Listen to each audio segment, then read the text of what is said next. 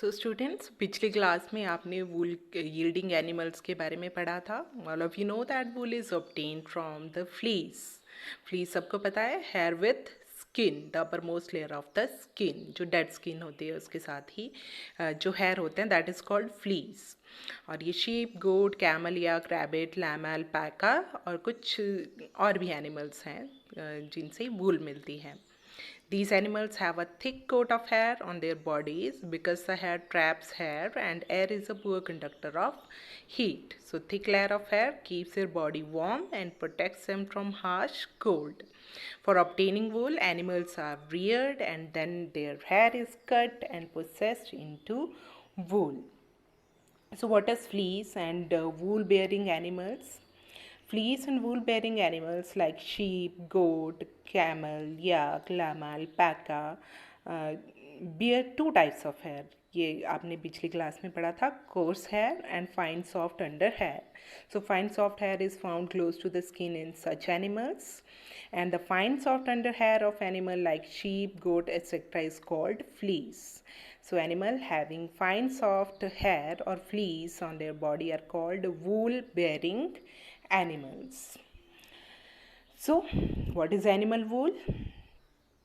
Many breeds of sheep are found in India. Already आपने किया था, टेबल भी किया था आपने, table number 3.1 of your text book, जिसमें आपने डिफरेंट ब्रीड्स के बारे में पढ़ा था। लोही, नाली, बकरवाल, मारवाड़ी, पटनवादी, है ना। आपको पता है sheep gives us milk also and meat also, and in addition to wool they also give us many other things, but also reared mainly to obtain wool in different parts of the world. And sheep wool is most common wool throughout the world. Do you know that Angora wool is obtained from Angora goats of Jammu and Kashmir, and it is very soft wool used for making shawls. Angora goats are found in hilly regions such as Jammu and Kashmir.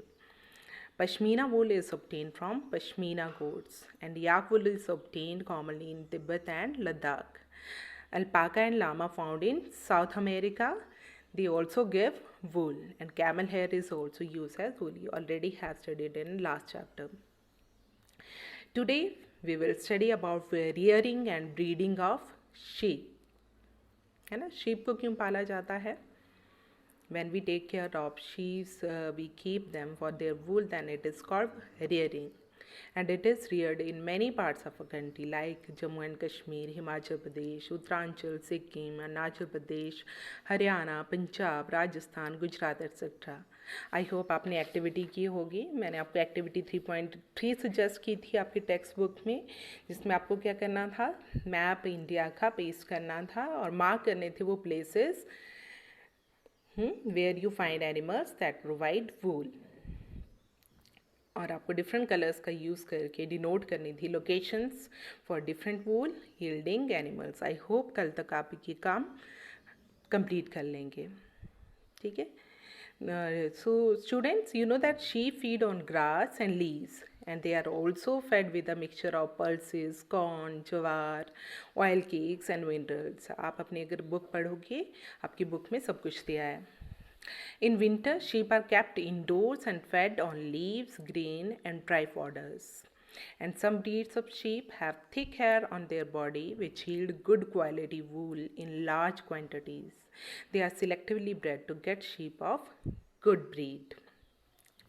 So today we will study about processing of wool, how wool is processed to get yarn and to make fabric.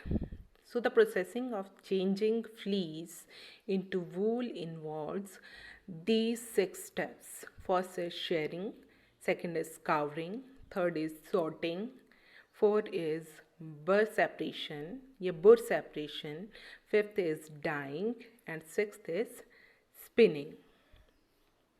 So first of all, what we do with the wool, the fleece of the sheep is removed from its body along with a thin layer of dead skin by using machines.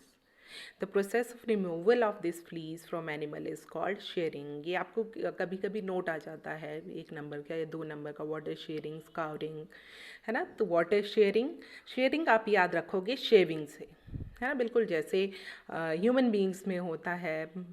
पापा या आपके घर में mails शेव करते हैं ना, जब अपनी बियर्ड शेव करते हैं, अपनी मोस्टैच शेव करते हैं, तो किस चीज़ का यूज़ करते हैं वो?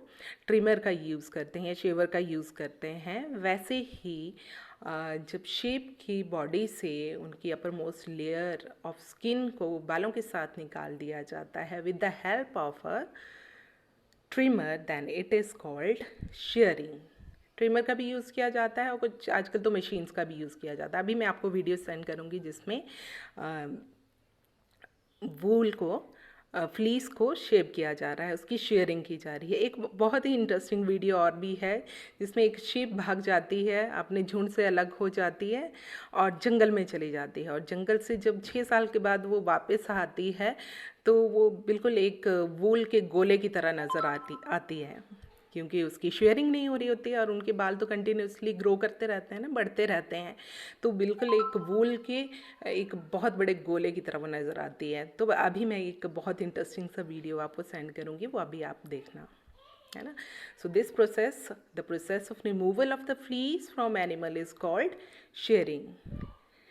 Then the sheared skin with hair is washed in tanks to remove grease, dust and dirt, क्योंकि वो साफ़ तो होगी नहीं ना उनकी वूल, तो उसको फिर साफ़ किया जाता है, वॉश किया जाता है बड़े बड़े टैंक्स में। तो वूल पे तो ग्रीस भी लगी होती है, डस्ट डर्ट सब कुछ लगा होता है, उसको साफ़ किया जाता है ना। तो scouring means removing dust, removing grease and dirt. So the process of washing the sheared wool in hot water followed by drying is called scouring. पहले उसको धोया जाता है, उसको सुखाया जाता है. This process is called scouring. Then फिर कैसे प्रोसेस किया जाता है स्काउरिंग के बाद? सॉर्टिंग की जाती है। अब जब देखो बेटा, जब शेयरिंग की जाती है तो ऐसा तो नहीं होता है ना कि उनके फाइन हेयर को अलग निकाला जाता है, कोर्स हेयर को अलग निकाला जाता है, नहीं ना। पहले इकट्ठे शेयरिंग कर दी जाती है, इकट्ठे शेविंग कर दी जाती है। The hair skin is send to a factory when hairs of different textures are separated. फिर फैक्ट्री में सेंड किया जाता है, डिफरेंट सॉफ्ट को अलग कर दिया जाता है और जो कोर्स हेयर है उनको अलग कर दिया जाता है। So the process of separating hair of different textures from the fleece is called sorting, है ना। ये नेक्स्ट स्टेप है। देन है burr separation. The small fluffy fibers called burrs are separated from the hairs and again washed and dried. Sorry, अभी बीच में call आ गई थी।